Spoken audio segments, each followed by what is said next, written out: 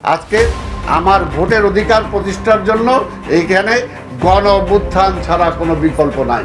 অবশ্যই আমরা সেখানে জয়লাভ করব, অন্য কোনো শক্তি আমাদেরকে প্রতিহত করতে সক্ষম হবে না। আজকে এই সরকার জনগণের সরকার নয়, কোনো নির্বাচনই তারা করে না।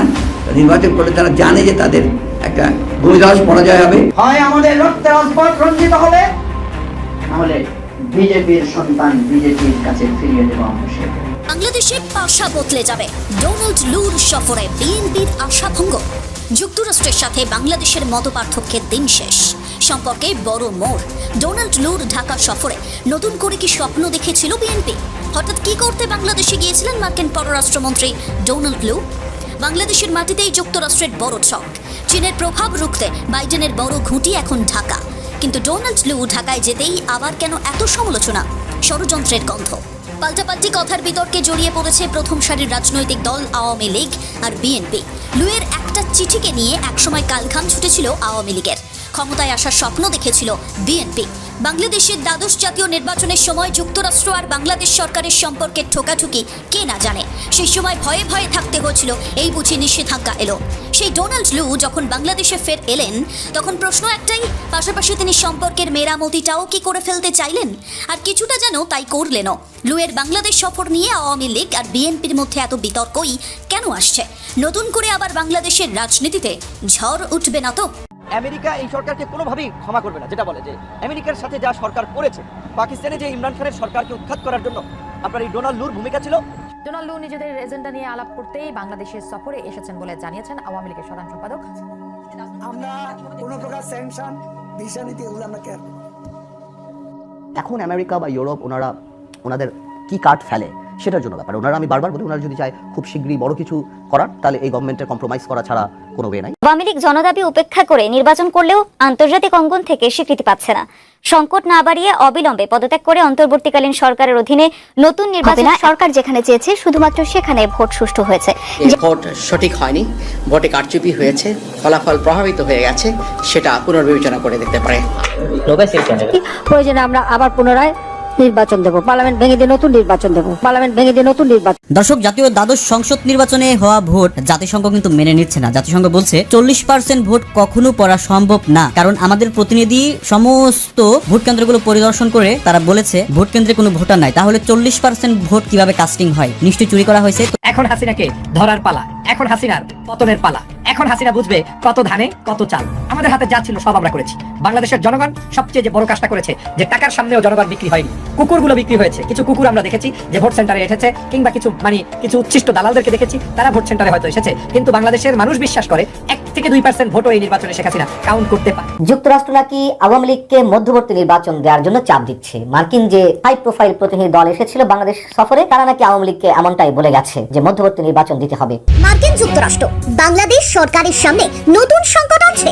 যুক্তরাষ্ট্রের সহকারী পররাষ্ট্রমন্ত্রী ডোনাল্ড লু এর সফরকে খুব বেশি গুরুত্ব দিতে নারাজ ক্ষমতাসীন আওয়ামী লীগের সাধারণ সম্পাদক এবং সড়ক পরিবহন সেতুমন্ত্রী ওবায়দুল কাদের। গত 50 বছরে ইউএস এর সাথে আমাদের সম্পর্ক অত্যন্ত ঘনিষ্ঠ, আর আমরা আগামী 50 বছর আরো ঘনিষ্ঠ করতে চাই। খবরে বলা হচ্ছে, মির্জা ফখরুল কিভাবে জানলেন যুক্তরাষ্ট্রের অবস্থান এখনো আগের জায়গায় আছে? প্রশ্ন রেখেছেন আওয়ামী লীগের সাধারণ সম্পাদক ওবায়দুল কাদের। প্রশাসনে যারা আছেন তাদেরকেও আমরা প্রশ্ন করতে চাই, আপনারা কি এদেশের সন্তান না?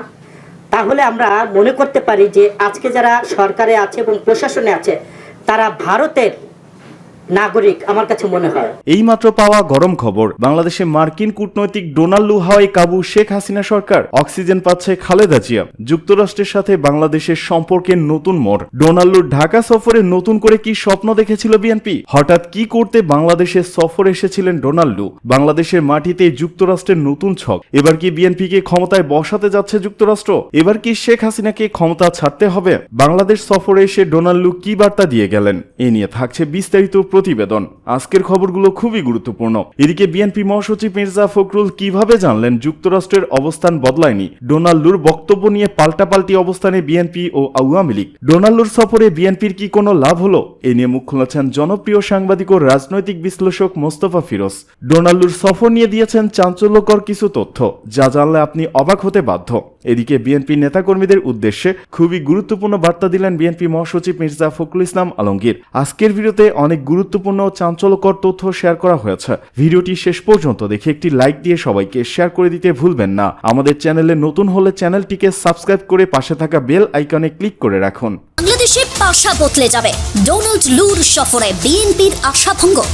যুক্তরাষ্ট্রের সাথে বাংলাদেশের মতপার্থক্যের দিন শেষ, সম্পর্কে বড় মোড়।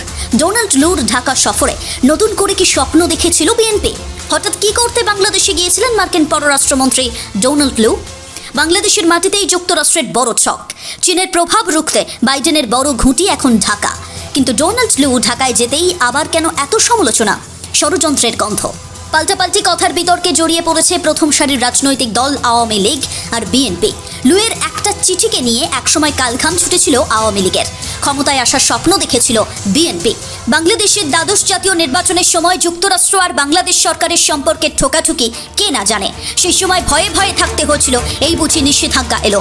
সেই ডোনাল্ড লু যখন বাংলাদেশে ফের এলেন, তখন প্রশ্ন একটাই, পাশাপাশি তিনি সম্পর্কের মেরামতিটাও কি করে ফেলতে চাইলেন?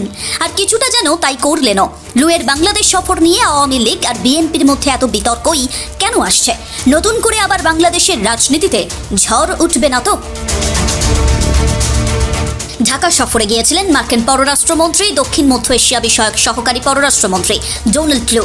এই মুহূর্তে বাংলাদেশ জুড়ে লুকে নিয়ে যে আলোচনা সমালোচনার ঝড় বইছে, এটি কিন্তু হতো না যদি না নির্বাচনের সময় যুক্তরাষ্ট্রের সঙ্গে আওয়ামী লীগের বাগবিতণ্ডা হতো।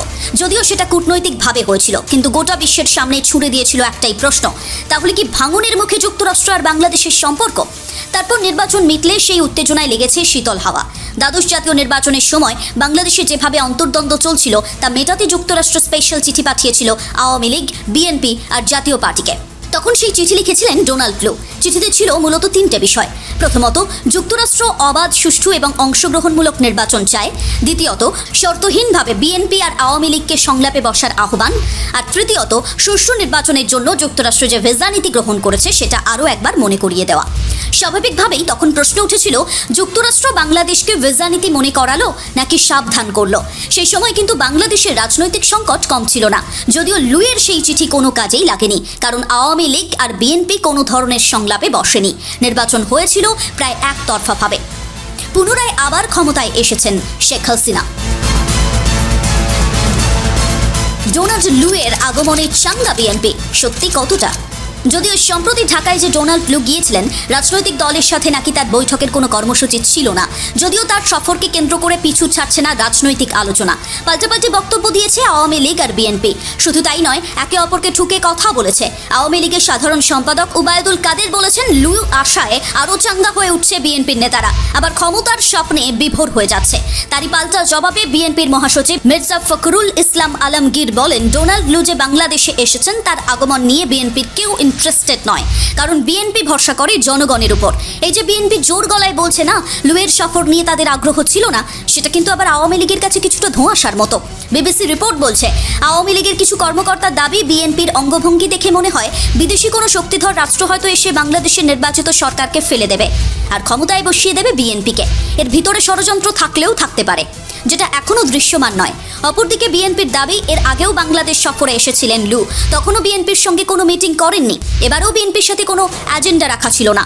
যদি এজেন্ডা থাকতো তাহলে আওয়ামী লীগ এত বিচলিত হতো না, কারণ ষড়যন্ত্র কোনোদিন প্রকাশ্যে হয় না।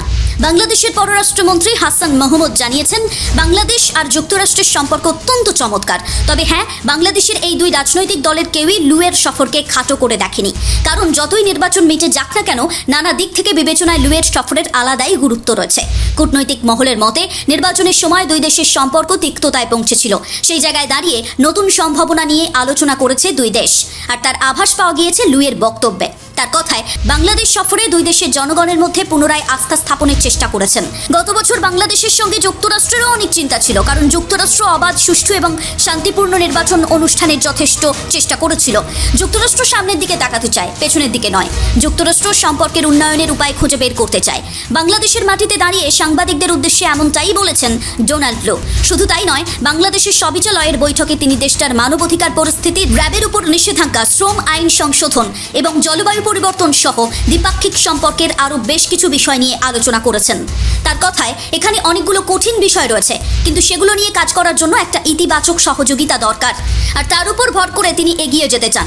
বাংলাদেশের পররাষ্ট্রমন্ত্রী হাসান মাহমুদ জানান, লুয়ের সঙ্গে মানবাধিকার পরিস্থিতি নিয়ে কথা না হলেও বৈঠকে র্যাবের বিষয়ে কথা হয়েছে।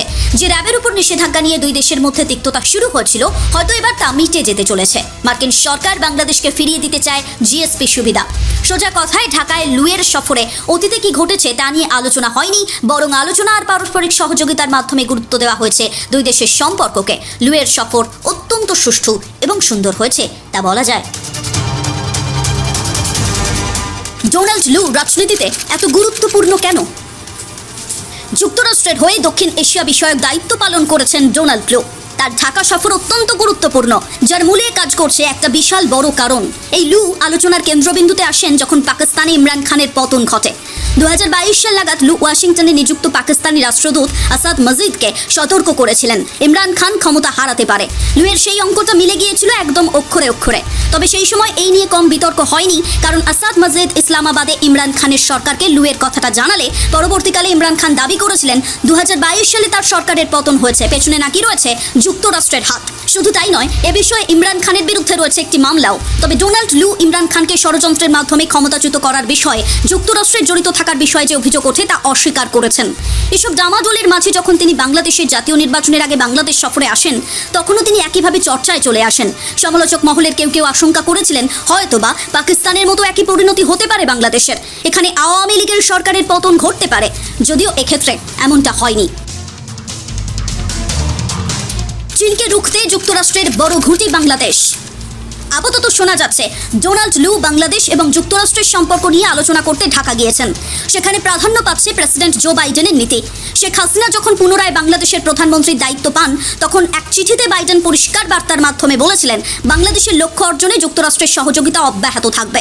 পাশাপাশি অবাধ ও মুক্ত ভারত প্রশান্ত মহাসাগরীয় অঞ্চলে ঢাকার সঙ্গে অংশীদারিত্ব করতে ওয়াশিংটন তার ইচ্ছার কথাও জানিয়েছিল। যুক্তরাষ্ট্র আরও জানায়, আঞ্চলিক আর বৈশ্বিক নিরাপত্তার ক্ষেত্রে রোহিঙ্গা ইস্যুর পাশাপাশি বৈশ্বিক ইস্যুগুলো নিয়েও বাংলাদেশের সঙ্গে একসঙ্গে কাজ করতে চায়। বাংলাদেশের সাথে যুক্তরাষ্ট্রের সম্পর্ক বজায় রাখার ক্ষেত্রে কাজ করছে একটা বড় ভূরাজনৈতিক কৌশল। কূটনৈতিক মহলের মতে ভূরাজনৈতিক খেলায় যে কোনোভাবে চীনকে ঠেকাতে ব্যস্ত যুক্তরাষ্ট্র। ডোনাল্ড লুর সফর নিয়ে আগেই বলেছিলাম যে রাজনৈতিক তর্ক বিতর্ক চলবে। এই সফরে আওয়ামী লীগের লাভ হলো নাকি বিএনপি লাভ হলো, প্রত্যেকটা দলই তার অবস্থান থেকে ব্যাখ্যা করার চেষ্টা করবে। এখনো তাই হচ্ছে। যেমন ডেইলি স্টারের খবর, ফখরুল কিভাবে জানলেন যুক্তরাষ্ট্রের অবস্থান বদলায়নি, প্রশ্ন কাদেরের। খবরে বলা হচ্ছে মির্জা ফখরুল কিভাবে জানলেন যুক্তরাষ্ট্রের অবস্থান এখনো আগের জায়গায় আছে, প্রশ্ন রেখেছেন আওয়ামী লীগের সাধারণ সম্পাদক ওবায়দুল কাদের। গণমাধ্যম কর্মীদের প্রশ্নের জবাবে তিনি পাল্টা প্রশ্ন রেখে আরো বলেন, যুক্তরাষ্ট্রের সহকারী পররাষ্ট্রমন্ত্রী ডোনাল্ড লুর বক্তব্য কি ফখরুল সাহেব শোনেননি? প্রধানমন্ত্রী শেখ হাসিনার স্বদেশ প্রত্যাবর্তন দিবস উপলক্ষে বৃহস্পতিবার রাজধানীর তেজগাঁওয়ে একটি এতিমখানা খাবার বিতরণ অনুষ্ঠানে তিনি কথা বলছেন। আচ্ছা, ওবায়দুল কাদের বলছেন, ফখরুলের জবাব ডোনাল্ড লু তার বক্তব্যে পরিষ্কার করেছেন, এটা আর বলার অপেক্ষা রাখে না। তিনি বলেন, আমি নতুন কিছু বলতে চাই না। যুক্তরাষ্ট্রের অবস্থান ব্যাখ্যা করেছেন যুক্তরাষ্ট্রের একজন সহকারী মন্ত্রী। এখানে তিনি যে কথা বলেছেন, এরপরে ফখরুল সাহেবের যে বক্তব্য তার কোনো মূল্য নেই। তো এই যে বক্তব্যটাকে বক্তব্য হচ্ছে গণতন্ত্র, মানবাধিকার, সুষ্ঠু নির্বাচন, এই প্রসঙ্গে যুক্তরাষ্ট্র অবস্থান বদলায়নি। আসলে কি বদলেছে না বাদ দিয়েছে? না, বলছে যে এই জিনিসটা এখন পাস্ট, এই ধারায় তারা সবসময় কাজ করবে বাংলাদেশের সঙ্গে, কিন্তু তারা নতুন নতুন ইস্যুতে বাণিজ্যিক, অর্থনৈতিক, অন্যান্য বা শিক্ষা, ছাত্রদের বা যুক্তরাষ্ট্রে পড়াশোনা, এইসব নতুন বিষয় নিয়েও তারা কাজ করবে। কিন্তু গণতন্ত্র, মানবাধিকার এগুলি হচ্ছে যুক্তরাষ্ট্রের বা তাদের মৌলিক বিষয়, মানে মৌলিক মূল্যবোধ। এই মূল্যবোধ নিয়ে তারা সবসময় কাজ করবে। গত 1 বছরের নির্বাচনের আগে তারা বলেছে যে ওই সময় নির্বাচনের সময় ছিল, তারা আপ্রাণ চেষ্টা করেছে যাতে সংলাপের মধ্য দিয়ে একটা ভালো নির্বাচন হয়। তো সেটা হয়নি। তো সেই কারণে যুক্তরাষ্ট্র তো সম্পর্ক বিচ্ছিন্ন করবে না, তারা চেষ্টা করেছে। এখন বাংলাদেশ যদি কথা না শোনে, সরকার বিরোধী দল যদি সংলাপে না বসে, তো তাদের কিছু করার নেই। সেই কারণে তো তারা মানে কোনো দলের কারণে তো একটা দেশের সাথে সম্পর্ক বিচ্ছিন্ন করবে না, সেটাই বলছে। তো ফখরুল সাহেব ঠিকই বলেছেন, আবার ওবায়দুল কাদেরও এক অর্থে ঠিক বলছেন যে হ্যাঁ, এখন তাদের ইস্যু তারা বলবে না যে নির্বাচন সুষ্ঠু অবাধ করো, কারণ সামনে তো নির্বাচন নাই। সামনে আছে অর্থনৈতিক সহযোগিতা, ইন্দো প্যাসিফিক, রোহিঙ্গা, জলবায়ুর মতন ইস্যু। যেহেতু নির্বাচনটা নাই সেই কারণে তারা বলছে, কিন্তু নির্বাচনের প্রসঙ্গটা যদি আসে তাহলে তো তারা সেই আগের অবস্থানেই থাকবে, বলবে যে সুষ্ঠু অবাধ নিরপেক্ষ নির্বাচন। তো সুতরাং এটা নিয়ে খুব একটা বিতর্ক করার কিছু নাই, কিন্তু ওই যে যা হয় আর কি, অতীতেও নির্বাচনের আগেও মার্কিন যুক্তরাষ্ট্র একটা কথা বলছে, আমরা পরোয়া করি না, এ করি না, তা করি না, এখন আবার পরোয়া করছে, এখন বলছে যে ডোনাল্ড ট্রাম্প তো তাদেরকে কথা দিয়ে গেছে। এই আর কি, মানে এইগুলো হলো খুব স্থূল আকারের বিতর্ক, যেগুলি আসলে কোনোভাবেই রাজনৈতিক অঙ্গনে বা দেশের জন্য কাঙ্ক্ষিত না। অবশ্যই আমরা সেখানে জয়লাভ করব, অন্য কোনো শক্তি আমাদেরকে প্রতিহত করতে সক্ষম হবে না। আজকে এই সরকার জনগণের সরকার নয়, কোনো নির্বাচনই তারা করে না। তো নির্বাচন করলে তারা জানে যে তাদের একটা ভূমিধস পরাজয় হবে, তারা নিশ্চিহ্ন হয়ে যাবে। সেই কারণে বিভিন্ন কৌশলে তারা এখানে নির্বাচন একটা দেখিয়ে তারা ক্ষমতায় টিকে থাকে। আজকে ফারাক্কার সমস্যার সমাধান হবে কি করে, তিস্তার সমস্যার সমাধান হবে কি করে, অন্যান্য অভিন্ন নদীগুলোর সমস্যার সমাধান কি করে হবে? কারণ তারা তো দখলদারিত্ব করছে এখানে, তারা তো একটা বিশেষ দায়িত্ব নিয়ে এই সরকার আপনার ক্ষমতা দখল করে আছে। মৌলানা আব্দুল হামিদ খান যখন এই বিষয় নিয়ে তিনি আন্দোলন শুরু করলেন, মার্চ করলেন, তখন তৎকালীন সরকার, প্রেসিডেন্ট জিয়া রহমানের সরকার, তার যে জনগণের প্রতি ভালোবাসা, যে ভালোবাসার কারণে তিনি তার যে নিজস্ব যে দায়বদ্ধতা, সেখান থেকে তিনি 1971 সালেও স্বাধীনতা যুদ্ধ ঘোষণা করেছিলেন। সেই কারণেই তিনি আবার এই ফারাক্কা গঙ্গার পানি বন্টনের ব্যাপারে তিনি উদ্যোগ গ্রহণ করেছিল তার সরকার। আজকে ফারাক্কা দিবস আমাদেরকে ওই কথাই মনে করিয়ে দেয় যে জনগণের শক্তির কাছে বড় শক্তি আর কিছু নেই। আপনারা জানেন, একদিকে মৌলানা ভাসানীর এই ফারাক্কা মার্চ তাকে সাহায্য করেছিল এটাকে আন্তর্জাতিক পর্যায়ে উপনীত করার জন্য, এবং সেটা তৎকালীন যে ইসলামিক পররাষ্ট্রমন্ত্রী সম্মেলন হয়েছিল ইসলামিক রাষ্ট্রগুলোর, সেখানেও এটা উত্থাপিত হয়েছিল এবং সেখানে ভারতকে বলা হয়েছিল এই পানির ন্যায্য হিস্সা বাংলাদেশকে দেওয়ার জন্য। এবং প্রেসিডেন্ট জিয়া রহমান সাহেব তখন সেটাকে জাতিসংঘেও উত্থাপন করেছিলেন ন্যায্য পানির হিস্সার জন্য। বন্ধুরা, আজকে বাংলাদেশের সকল উন্নয়ন যেটা বলা হচ্ছে, এটা সম্পূর্ণভাবে একটা মিথ, এটা কোনো উন্নয়ন নয়। এটা শুধুমাত্র এই সরকারকে টিকিয়ে রাখার জন্য একটা গোষ্ঠী তৈরি করা হচ্ছে, যে গোষ্ঠীগুলো এই তথাকথিত উন্নয়ন থেকে সবচেয়ে বেশি আপনার বেনিফিশিয়ারি হয়েছে। মাফিয়া রাষ্ট্র তৈরি করা হয়েছে। আপনি চারদিকে তাকিয়ে দেখবেন, আজকে এখনকার যে সরকারের যে মদতপুষ্ট যে সমস্ত ব্যবসায়ী, যে সমস্ত ব্যক্তিরা আছেন, তারা সবাই এই তথাকথিত সরকারের যে আপনার গুণকীর্তন গায়, তার একটা মাত্র উদ্দেশ্য, এই সরকার টিকে থাকলে তারা তাদের লুণ্ঠন, তারা তাদের যে আপনার বিদেশে টাকা পাচার করে সম্পদ তৈরি করা, তারা সেইগুলো তারা করতে পারবেন। এবং মৌলানা আব্দুল হামিদ খান ফাসানী, তিনি ছিলেন সেই জনগণের মানুষ। তিনি সবসময় জনগণের কথা নিয়ে বলেছেন, জনগণের জন্য সংগ্রাম করেছেন, কোনোদিন ক্ষমতার আশেপাশেও যাননি। জনগণের স্বার্থ রক্ষার জন্য তিনি সবসময় লড়াই করেছেন।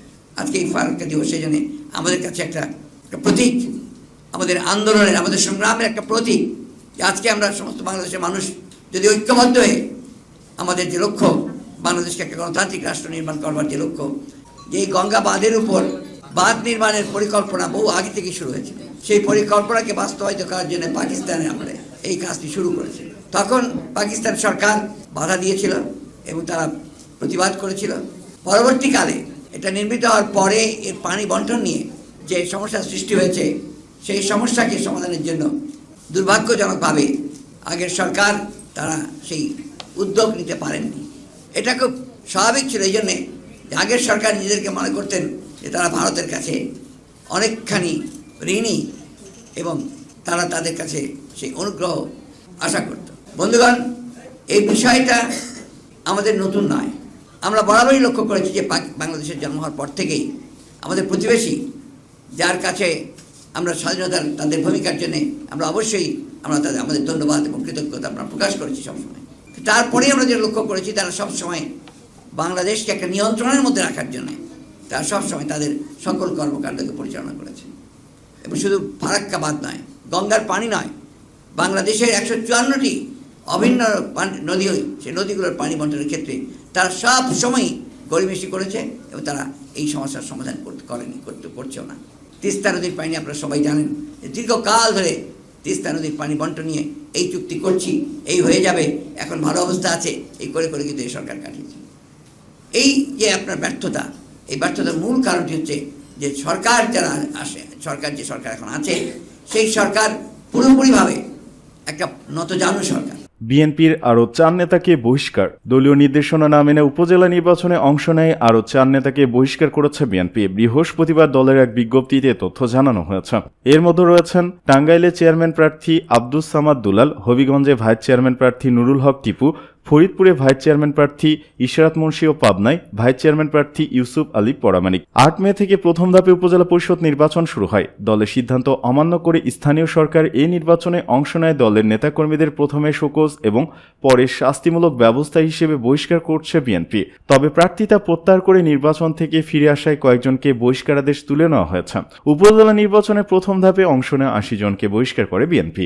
21 মে হবে দ্বিতীয় ধাপে নির্বাচন, যে নির্বাচনকে ঘিরে 69 জনকে একই কারণে বহিষ্কার করে দলটি। 29 মে অনুষ্ঠিত হতে যাওয়া তৃতীয় ধাপের নির্বাচনেও দলীয় নির্দেশনা না মেনে প্রার্থী হয় বুধবার 52 জনকে বহিষ্কার করা হয়েছে। এবার আরও 4 জনকে বহিষ্কার করল বিএনপি। সব মিলে এ পর্যন্ত 204 জনকে বহিষ্কার করা হলো। হতাশা থাকলেও যুক্তরাষ্ট্রের সাথে সম্পর্ক স্বাভাবিকই রাখতে চায় বিএনপি। 7 জানুয়ারি নির্বাচনে চূড়ান্ত পর্যায়ে মার্কিন যুক্তরাষ্ট্রের ভূমিকা নিয়ে দলের বিভিন্ন স্তরে হতাশা থাকলেও বিশ্বের সবচেয়ে শক্তিশালী এ দেশটির সাথে স্বাভাবিক সম্পর্কই বজায় রাখতে চায় দলটি। দলটির নীতি কৌশলের সাথে জড়িতরা বলেছেন, মার্কিন যুক্তরাষ্ট্র বাংলাদেশে একটি অবাধ ও সুষ্ঠু নির্বাচনের জন্য নানামুখী তৎপরতা চালিয়েছে, কিন্তু ভূরাজনৈতিক নানা প্রেক্ষাপটে হয়তো তারা চূড়ান্তভাবে সফল হতে পারেনি। তবে নির্বাচন ও মানবাধিকার ইস্যুতে তাদের অবস্থান বদলায়নি। আগামী দিনেও তারা তাদের ভূমিকা রেখে যাবে। গণতন্ত্রের জন্য লড়াই করা একটি দল তথা জনগণের জন্য তাদের এই ভূমিকা অতীতেও সহায়ক ছিল এবং আগামীতেও সহায়ক হবে। যুক্তরাষ্ট্রের সহকারী পররাষ্ট্রমন্ত্রী ডোনাল্ড লুর সফরকেও বিএনপি অস্বাভাবিক দৃষ্টিতে দেখছে না। দলটি মনে করছে, কোনো দেশের সরকারের সাথে সম্পর্কের মাত্রা কেমন হবে সেটি মার্কিন যুক্তরাষ্ট্রের সরকার নিজস্ব কূটনৈতিক পলিসিগত বিষয়। তবে তারা বাংলাদেশের জনগণের মধ্যে গণতন্ত্র পুনরুদ্ধারের প্রশ্নে নানামুখী তৎপরতার মধ্য দিয়ে যে আশার বীজ বপন করেছে তা থেকে তারা পিছপা হবে না, এমনটি আশা তাদের। বিএনপি স্থায়ী কমিটির অন্যতম সদস্য ডক্টর আব্দুল মঈন খান বলেন, যুক্তরাষ্ট্র পুঁজিবাদী অর্থনীতির দেশ হলো একটি গণতান্ত্রিক রাষ্ট্র বটে। বাংলাদেশের সব দলের অংশগ্রহণে অবাধ ও সুষ্ঠু নির্বাচনের পক্ষে দেশটির অবস্থান আবারও ডিপার্টমেন্ট অব স্টেট হতাশা ও উদ্বেগ প্রকাশের মাধ্যমে জানিয়ে দিয়েছে। কাজেই অ্যাসিস্ট্যান্ট সেক্রেটারি ডোনাল্ড লু এর এবারের সফর নিয়ে ভুল বোঝাবুঝির কোনো অবকাশ নেই। তিনি বলেন, ডোনাল্ড লু তার আলোচনায় স্পষ্ট করে দিয়েছেন, বাংলাদেশে গণতন্ত্র উত্তরণের যে সংগ্রাম, সে গণতন্ত্রের নীতিতে তারা অবিচল। নির্বাচনের পর যুক্তরাষ্ট্রের অবস্থান নিয়ে বাংলাদেশের জনমনে কিছুটা হলেও বিভ্রান্তির সৃষ্টি হয়েছিল। তা অস্বীকার না করেও এটা বলা বোধ হয় অতিশয়োক্তি হবে না যে ডোনাল্ডুর এ সফর বাংলাদেশে গণতন্ত্র পুনরুদ্ধারে যুক্তরাষ্ট্রের সদিচ্ছার উপর এদেশের কোটি কোটি মানুষের আস্থা কিছুটা হলেও ফিরিয়ে আনবে।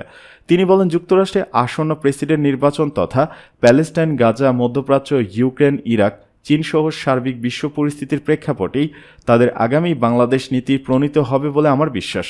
দ্বাদশ জাতীয় সংসদ নির্বাচনের আগে মার্কিন যুক্তরাষ্ট্রের দৌড়ঝাঁপে বিএনপির এক ধরনের পরিবর্তন প্রত্যাশা তৈরি হয়েছিল।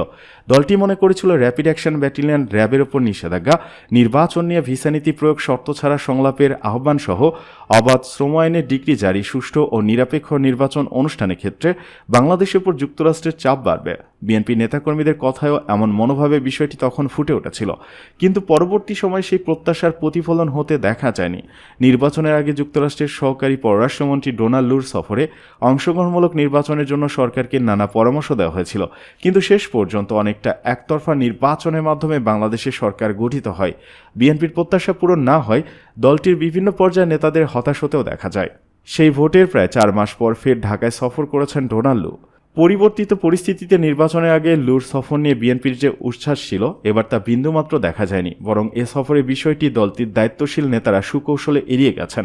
আপাতত পরিস্থিতি পর্যবেক্ষণের কৌশল নিয়েছেন। ফলে দলটির নেতাকর্মীদের মধ্যে হতাশা থাকলেও মার্কিনীদের সাথে সম্পর্ক স্বাভাবিক রাখার কাজটি করে দিতে চায় বিএনপি।